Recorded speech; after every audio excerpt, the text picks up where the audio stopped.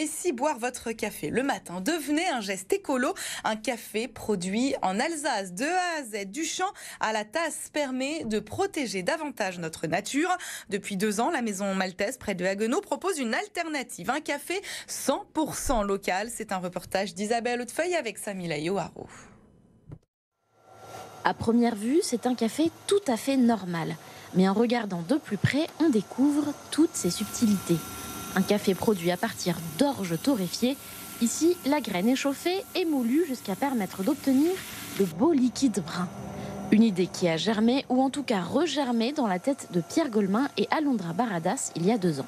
Et en Alsace, il a eu existé à la fin du 19e siècle ce qu'on appelle le Malzcafé, donc littéralement le café de Malte. Donc on a repris cette tradition qui avait existé, on s'est remis à torréfier de l'orge, mais avec nos propres recettes, avec notre propre procédé de torréfaction, et nous avons recréé ces nouveaux cafés d'orge et ces nouveaux cafés de Malte, qui vont se préparer exactement comme du café.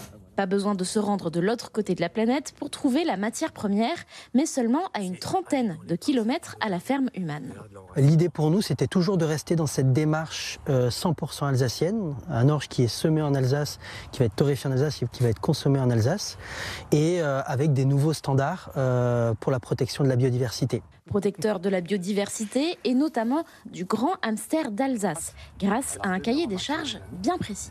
Alors, la première des contraintes, c'était de mettre en place des cultures favorables au grand hamster.